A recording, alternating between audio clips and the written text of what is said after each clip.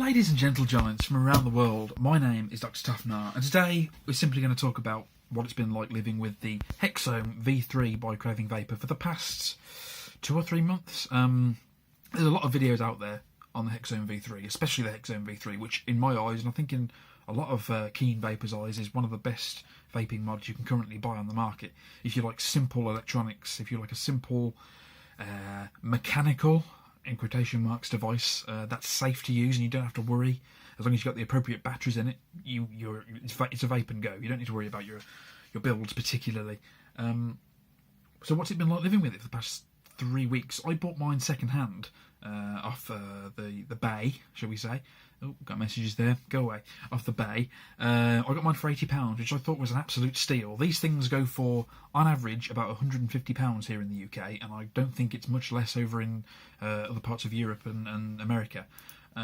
It's genuine. I've checked the serial number, and I've sent multiple pictures to Craving Vapor, and they were very helpful, and they verified this for me, that it was the genuine article.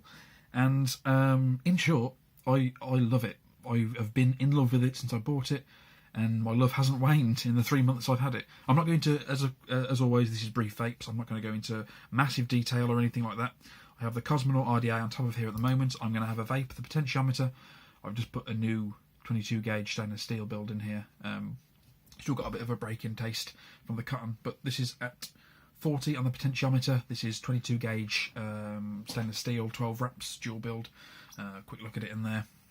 Yeah, just a simple round wire build really, which I prefer to do on RDAs, generally speaking. So a vape.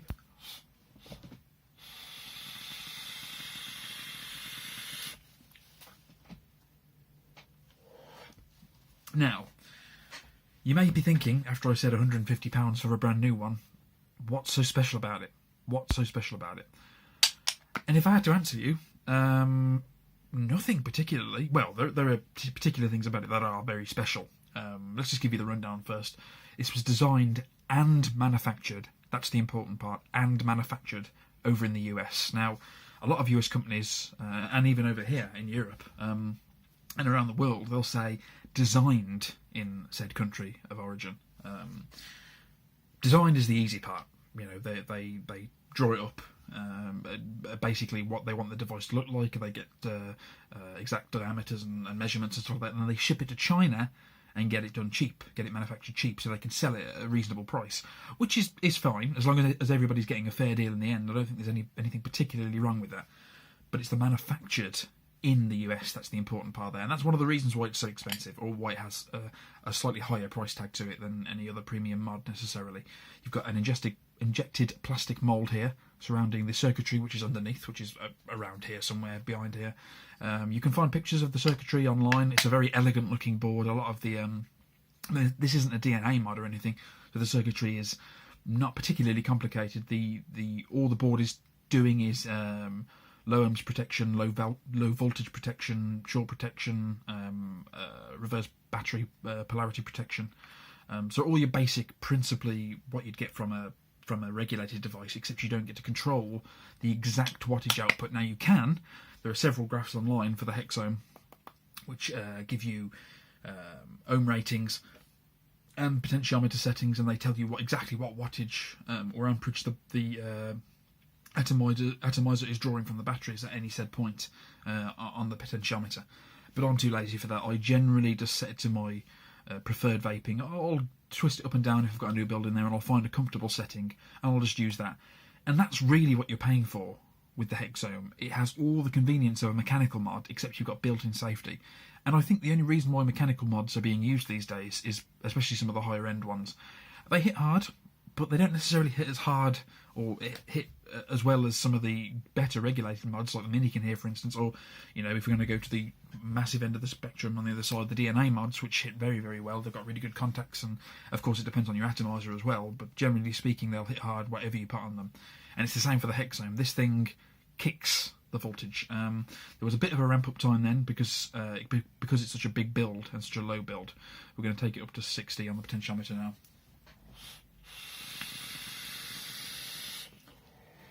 You probably heard straight away then. Even at 60, it hits straight away, and you're getting all that power in the coils instantly. and that's only at 60. This is a 0.20 build exactly, which is what Craving Vapor recommend the HexOhm to be used at. They say 0.2 beyond, 0.2 and higher, preferably, but you can go down to 0.1. But anywhere between 0.2 and 0.1, you can only go up to 50% on the potentiometer. You don't necessarily lose any of the power. Sometimes you can tweak, if it's a 0.17 build, you can go slightly higher, but you won't be able to take it up to 100% for electrical reasons that I'm not quite aware of. But overall, I think the HexOhm is probably the best piece of vaping kit, aside from the Cosmonaut, that I've ever invested in. Like I say, I've had it for 3 months now. I've dropped it several times. You can probably see here there's a couple of notches taken out. There's a couple of scratches on the actual panelling itself. A couple of things down there. I've dropped it. The back has come off. The batteries have come out. I was extremely terrified that I'd done some damage to the circuitry, but it was fine. It was about a 3 or 4 foot drop onto hard concrete, or tarmac really. And aside from the batteries coming out, it was absolutely fine. The batteries, I had to rewrap them. In fact, I think I threw those. Yeah, I ended up throwing those away because there was a slight scuff on the battery, and I was too worried about it. But it's fine, and I think that's another thing you're paying for. Is this thing is heavy? This thing is, I mean, compared to the Minikin, it's probably slightly heavier. The Minikin is a small device anyway, but it's got a good solid shell on it. This thing is, I believe, I can't give you any exact specs. I don't think it's stainless steel. It's too heavy for stainless steel. It's definitely not aluminium either. It might be stainless steel. God, this is terrible. I should have these facts for you. But I think either way, it's heavy and it feels durable, and it's the principal design of the thing as well. You've got this really nice. It doesn't pick up how elegant the button sounds. I've seen clones, and I've held clones in the hand of the HexOhm V3, and they feel great. They feel authentic to an extent, but the only thing they can't copy is that button. There's a distinct sound to it, and I think that's the most telling sound of an authentic HexOhm. Is that it's a zing to the button that you just don't get, and of course the instant power.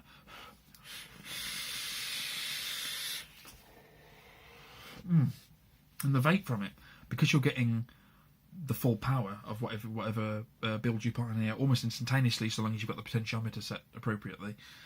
It hits like a fucking train. It really, really does. And there's something about the HexOhm. I've tried all variety of mods, and even the DNA ones I've tried don't hit as authentically and as smoothly. You can just tell the wattage is sustaining. Sometimes I have a feeling with a lot of, even the Minikin, which is a pretty high-end device, when you hit it,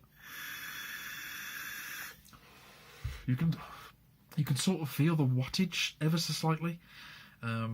Not sustaining, slightly higher, slightly lower throughout the vape, but the HexOhm is just... It's a sustained vape. That's the only way I can put it. It's a sustained vape. And it feels... sorry, that's my dog trying to get into the living room downstairs. It feels punchy. That's the only way I can describe it. And paired with a really good RDA, which is what I recommend you get the HexOhm for. If you're big on RDAs... I mean, it will take anything because it's a spring-loaded 510. So you can put anything on here. It's perfectly hybrid safe, if you get what I mean.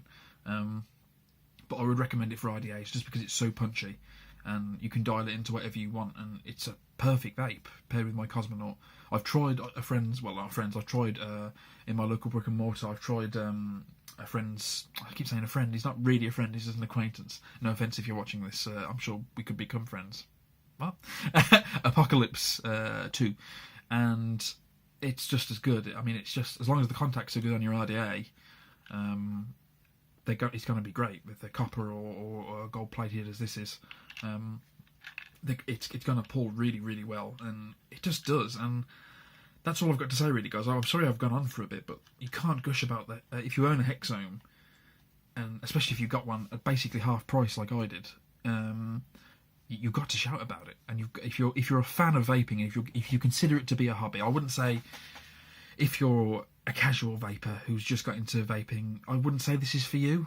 Eventually, it probably will be if you stick with the hobby. But if you've been a heavy vapor and you consider it more to be a hobby. I mean, I've been vaping for about 1.5 years now, and I consider it to be principally a hobby more than just a way for me to have got cigarettes, which is what I originally started with. started using it as, but now it's become a hobby. If you consider it to be a hobby, this device is for you.